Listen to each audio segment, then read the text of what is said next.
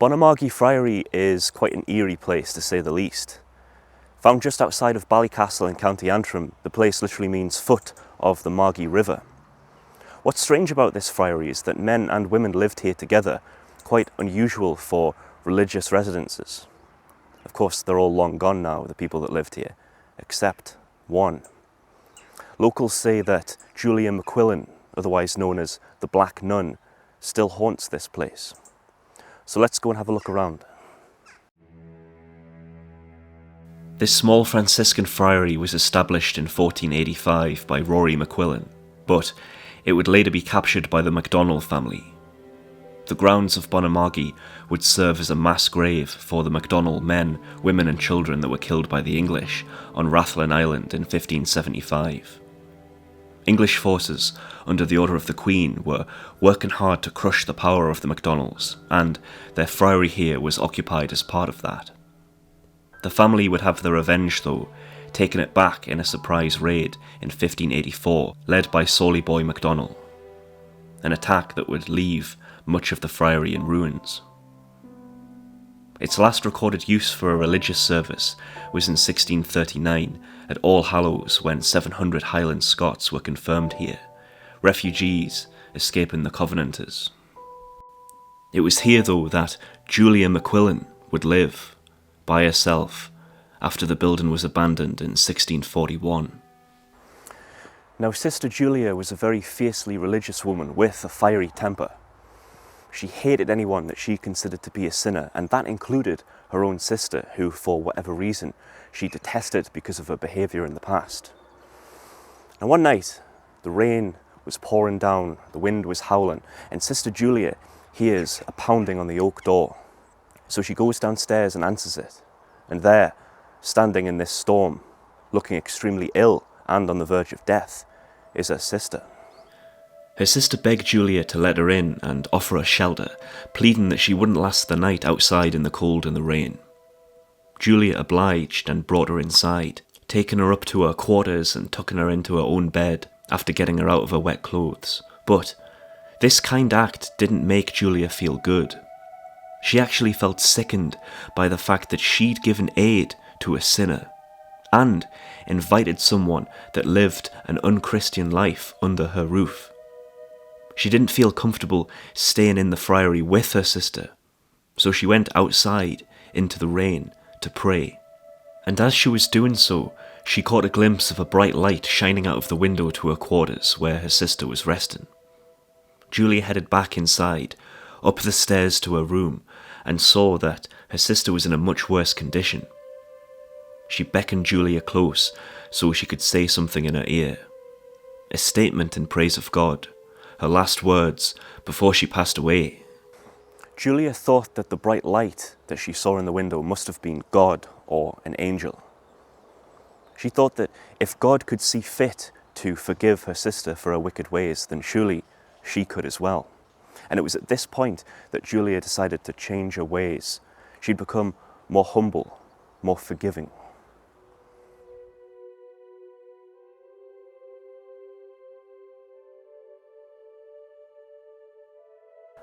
When Julia died, she gave instruction for her body to be buried at the entrance of the chapel without a coffin.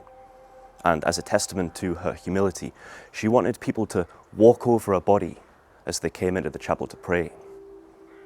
Her grave was marked with a small Celtic cross, and this here is Julia's grave.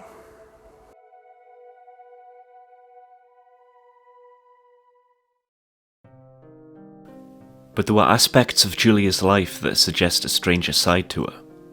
It was said that she had the gift of prophecy and was known to make a number of predictions. She predicted that the two standing stones, one at Carnduff and the other at Barnish, would be joined together, despite being 4 miles apart. But during the construction of the old Ballycastle harbour, the stones were taken and placed next to each other. She predicted that one day boats would be made of iron, and we wouldn't know the difference between winter and summer, except for the leaves on the trees. Some predictions seem to be more cryptic though.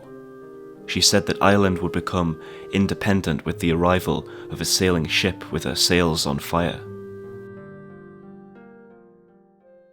Local folklore maintains that if someone were to walk around the grave 7 times clockwise and then 7 times anti-clockwise before placing their hand through the hole in the centre, then Julia's ghost would appear.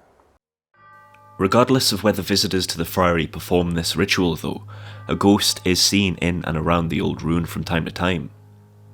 Locals have reported hearing strange noises when walking around the grounds, and the nun herself, dressed in a black robe, has been sighted on the stairs and wandering through the grounds of the friary. Witnesses have also seen her peering through the window on the upper floor. Many who have encountered Julia's spirit have reported a feeling of peace and well-being during and after their encounter. Others, however, feel differently. Here's one account from 2005 from a man who saw the nun. Whether you believe it or not, that's up to you. I'll leave you to be the judge. He said as follows: I was in Ballycastle last night with my future wife and her 2 nieces. My fiancé told the girls the story of the Black Nun as we passed Bonamargy Friary. Like most chaps from Belfast, I thought it would be wonderful if I started to tell the 2 girls ghost stories. After a run in the car, we decided to head back into Ballycastle. To cement their imagination with stories of nuns and ghosts, we pulled into the lay-by and walked into the friary around dusk. We trooped around the ruins and came out into the church via the side entrance. We walked up towards the Black Nun's grave and past it to stand on the pathway. I stood facing my fiancée and the 2 girls when they let out an almighty scream. My first reaction was that my fiancée was attempting to startle me. She did. She then asked, "Did I see it?" "See what?" "The nun," she replied. I looked behind me and could only see a plastic bag. I then looked around the corner and, as clear as day, I saw a nun running into the side entrance where the famous stairs are. She was dressed in a nun's habit and sandals and had a white face. I absolutely froze in shock. My first reaction was that this is someone messing around. The place was deserted except for ourselves, and it was late and getting dark. I asked myself why someone would dress up in a full habit and sandals to play a prank, particularly at that time of night. And I didn't hear footsteps running. But why is Julia still here? Why does she haunt this place? To answer this question, we need to look into her death. Now, how she died is unknown, but there are a number of stories and accounts that paint rather a sinister picture. It seems Julia met her end on this staircase, which is now sealed off and has been for some time. This staircase is one of the hotspots for sightings of Julia, the stairs that she was seen running towards in that 2005 account. Some say that she slipped and fell while climbing the stairs, but others say that a loose rock fell and struck her. By accident perhaps, but many suspect it was murder. It was said that she died on the 13th step, and that bad luck will come to anyone that walks on it. In the early 2000s, a reporter was visiting this friary with his wife, and he was kneeling where I was, taking a picture of the grave, looking inwards to the chapel. And as he was doing so, a family who were also visiting the friary emerged from that entrance there, that doorway, not realising that he was taking a picture. So not wanting to ruin his shot, they took a few steps backwards to get out of the picture. The journalist named Brian Willis then took his shot, and the moment he did, he heard a rumble. Thinking nothing of it, he changed his lens to get a wider shot, and this is the picture he then took. You can see the family, now ignoring his photography, walking at high speed towards him. They asked Mr. Willis if he'd heard the noise, then telling him that a stone fell right out of the wall in front of them. The journalist, his wife, and the family then walked back over to the passageway to investigate, and, true enough, a stone some 2 feet across had fallen from high up in the thick wall and split into several pieces at their feet. This is a picture of the 2 lads, James and Eamon, beside the stone that nearly killed them. The journalist went to the local police station to report what had happened. If this stone had fallen, then the whole passage might be unsafe and could collapse.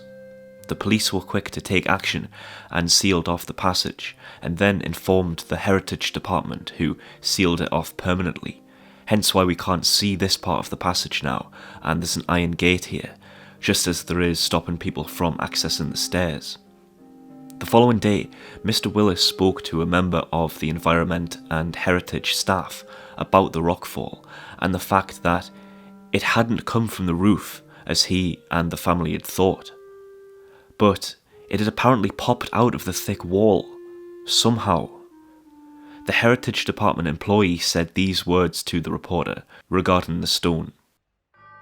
"Yes, almost as if it had been pushed from behind." All this begs the question though, could this stone have been pushed by the ghost of Julia, or was it something else? Given Julia's redemption arc and humility in the manner in which she's buried, alongside the feelings of peace people reportedly feel when seeing her, it strikes me as unlikely that she's trying to harm people. What is certainly very unsettling though, is the eerie similarity between this falling stone, or rather the pushed stone, and the circumstances in which Julia was suspected to have died. A loose stone fallen from above in exactly the same vicinity. Is there something else here? Something dark that doesn't want people living or visiting here? Could Julia have been killed by the same dark spirit that pushed the stone from the wall back in the early 2000s? Could Julia be unable to rest because of the tragic death she experienced? Could this dark presence be keeping her from moving on? One final interesting piece of history is the old legend that before the friary became disused and was abandoned, some monks hid treasure in the ground somewhere. Only one clue of the location remains. On the night of its concealment, a candle was placed in the eastern window, and the treasure was buried at the furthest limit to which the rays of light extended. Many have searched, but with no success. Lots of places have stories about buried treasure, and this is something that's often considered to be made up. But in the 1820s, there was an oak chest found in the ruins of the friary containing 14th century religious manuscripts. Perhaps this was the treasure from the legend, or perhaps there is gold buried here somewhere. Could this dark presence be guarding the treasure, fearing that people might find it and take it away? Who knows? Regardless though, this place certainly has an incredibly eerie feel to it, a feeling of being watched constantly. It's well recorded that the Black Nun haunts this ruin, but I feel that something else might be haunting it too. This place is where hundreds of men, women and children massacred on Rathlin Island were buried. Piled into mass graves, it was said that there were so many bodies piled up here that the earth was as red as the newly tilled soil. Considering this, and the battles that were fought in and around this area, there must be a lot of negative energy here. We'll likely never know the truth of this place, what secrets it holds, but you could always try asking Julia. All you have to do is walk around her grave 7 times clockwise, 7 times back, and then place your hand through the hole, and she'll appear, so they say.